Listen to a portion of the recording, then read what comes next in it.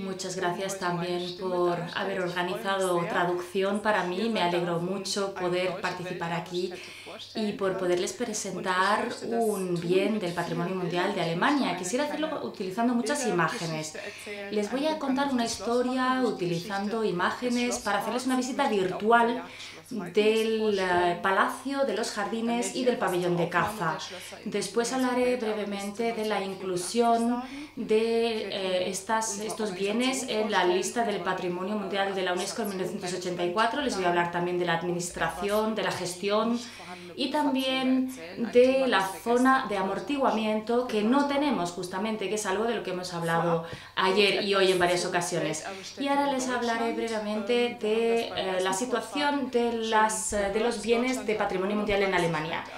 En Alemania hay 39 bienes de patrimonio mundial. También estamos presidiendo el Comité de Patrimonio Mundial. No he contado la ciudad de Dresde. Y habrán oído ustedes que Alemania ha conseguido que se suprima uno de los bienes de la lista de patrimonio mundial, lo cual es un desastre. Es decir, tenemos 39. Tenemos en Alemania la Comisión Alemana de la UNESCO, que se ocupa sobre todo de formación en cuestiones relativas a la UNESCO, proyectos de educación, con escuelas específicas. También en la Universidad de Paderborn existe un proyecto de educación artística que considera como elemento central el tema de la UNESCO. También hay unos estudios de la UNESCO en la Universidad de Cottbus. También existe en el ámbito del marketing una asociación de todos los bienes o sitios de patrimonio mundial en Alemania que se ocupa de la comercialización, porque en Alemania se trata más bien de una etiqueta turística. Tenemos problemas de un tipo muy distinto, muy variado, y ahora quisiera presentarles un bien que ha sido inscrito en la lista en el año 1984, pero que es mucho más pequeño. Los problemas que tienen ustedes no los tenemos, porque nuestra situación es muy distinta. Por eso voy a empezar ahora con esa visita virtual de los palacios de Brühl. En primer lugar, un plano de todas las instalaciones que cubren un área de unos 100 hectáreas. Por una parte está el Palacio de Augustusburg, el pabellón de caza Falkenlust, que está a unos 400 metros. Luego tenemos unas 15 hectáreas de jardines franceses y el resto son jardines de estilo paisajístico. Y también hay una parte creada en los años 70 y que está también protegida en virtud de la protección de los bienes de los años 70. Y bien, para darles una idea general, vamos a ver a vista de pájaro la situación del palacio que se encuentra en la ciudad. Aquí tenemos el Palacio Augustusburg, la residencia, sus jardines, y vemos que está directamente tocando a la ciudad de Brühl. Aquí ven la estación de trenes. Ese es uno de nuestros problemas principales. El jardín en Brühl no se cobra entrada y los ciudadanos utilizan los jardines para hacer atajos para llegar a la estación del tren. Y claro, son unos jardines públicos, lo cual conlleva a veces ciertos problemas, porque cada uno hace un poco lo que le da la gana. La ciudad de Brühl tiene menos de 50.000 habitantes, se encuentra a unos 20 kilómetros de Colonia y a 25 kilómetros de la ciudad de Bonn. Se encuentra en una llanura muy fértil. Nuestra agricultura da frutos 3 veces al año. Hay muchas plantaciones de verduras y frutas en los alrededores de Brühl. En invierno casi no nieva y en verano el clima a veces es bastante húmedo. Bien, vamos a seguir viendo las instalaciones. Otra vista de pájaro desde el sur. Aquí vemos claramente los jardines franceses con el estanque del espejo y los parterres. Aquí está el jardín de los años 70. En esta imagen vemos en primer plano los jardines del palacio, que tienen donde se cultivan flores. Aquí también vemos cómo se acerca a la ciudad y bueno, más adelante les hablaré del tema de la zona de amortiguamiento. Desgraciadamente, muy cerca hay edificios, lo cual se debe precisamente a esa falta de zona de amortiguamiento. Aquí tenemos la vista desde el oeste y aquí del este. Aquí se ve perfectamente que el Palacio Augustusburg está en una península, se podría decir, y está rodeado de fosos con agua. Ahora vamos hacia el sur. Sobrevolamos el pabellón de caza Falkenlust, porque sabemos que el patrimonio mundial está compuesto por estos dos palacios.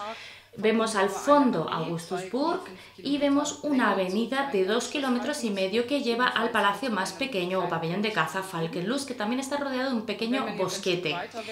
Ahora nos alejamos un poco más. Aquí vemos otro de los problemas principales, que es que hay una gravera, una explotación de grava y una autovía que pasa muy cerca del palacio.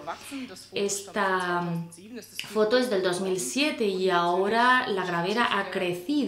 Y debido a la profundidad de la misma estamos teniendo problemas con la napa freática que está descendiendo, lo cual está provocando grietas en el palacio. Pero el problema es que la gravera se encuentra en el municipio de al lado, con lo cual nosotros tenemos muy poco poder de intervención desde el municipio de Brühl. Es decir, es un problema bastante difícil de resolver. Y ahora vamos a hacer un viaje por la historia.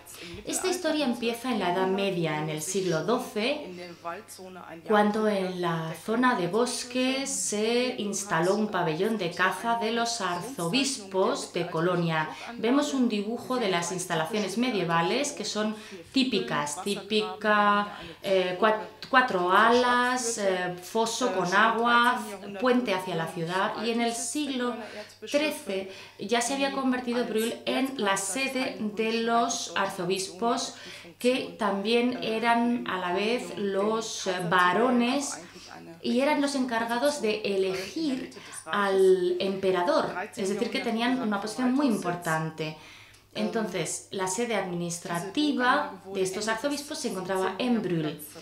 Este castillo se destruyó en el siglo XV, por lo tanto en el siglo XVI solamente quedaba esta ruina y 100 años después, en el siglo XVIII, se tuvo la idea de convertirlo en una residencia de verano. El predecesor de su constructor tuvo la idea, por lo tanto, de crear un castillo, un palacio de verano en esta zona y sobre esas ruinas. Por motivos económicos no tuvo lugar esa reconstrucción y su sucesor, Clemens August de la dinastía de los Wittelsbach, consiguió el dinero suficiente para convertir esas ruinas en un palacio de verano. Aquí vemos a Clemens August y quisiera hablarles brevemente de él, porque tuvo una carrera impactante, porque era el cuarto hijo del barón de Baviera. Estaba previsto que fuera eclesiástico y a los 19 años ya fue nombrado obispo. Acumuló hasta 5 obispados y el punto álgido de su carrera fue su nombramiento como gran maestre de la orden germánica. Esa acumulación de cargos era algo que no había ocurrido todavía nunca y era visto de forma muy crítica desde el Vaticano. Podemos decir entonces que Clemens August hizo una carrera eclesiástica fulgurante, por lo tanto también tenía grandes ingresos y por eso pudo realizar su sueño de construir ese palacio de verano aquí en Brühl. Por motivos de costes, en primer lugar se quiso construir el palacio sobre las ruinas de este castillo rodeado de un foso de agua. Vemos un diseño del arquitecto Schlaun. Esta parte más oscura eran las partes de la muralla que se querían reutilizar. Por motivos de costes se había decidido gastar unas 40.000 doblas Vemos aquí una alzada y les puedo decir que a día de hoy el Palacio de Augustusburg se encuentra construido sobre ruinas de la Edad Media y contiene murallas de la Edad Media. La segunda propuesta es una instalación barroca con 3 alas y para mantener la simetría se propone la construcción de una segunda torre. Se había planificado que tuviera un foso de agua que toca directamente a las murallas, como en la Edad Media. Esta es la primera propuesta que se acepta por parte de Clemens August y se empieza a construir en 1725. 40 años más tarde se concluye esa construcción. Ha habido varios cambios de arquitecto porque ya se han apartado de la idea del palacio y se pasa más bien a la idea de una residencia, por lo tanto debe estar también habilitada para recibir a embajadores extranjeros. Por lo tanto se contrata a François de Cuvilliés, un arquitecto bávaro, de la corte bávara, importante para la inscripción en la lista de la UNESCO. Bien, pues vemos aquí 7 años después de la muerte de Clemens August, finalmente se concluyen las obras, incluyendo una serie de casas más pequeñas, de edificios más pequeños que luego se derruyeron. Esta es la imagen de Schloss Augustusburg de hoy, el Palacio de Augustusburg, hoy en día. Si vienen ustedes a vernos, esta será la primera impresión que se llevarán de la residencia de verano de Clemens August. Y ahora vamos a pasearnos por las diferentes salas. Esta es la planta de la primera planta. Vamos a ver en primer lugar la sala más famosa, pasamos luego los apartamentos de Estado y nos vamos a hacer este recorrido que es el que hacen nuestros visitantes.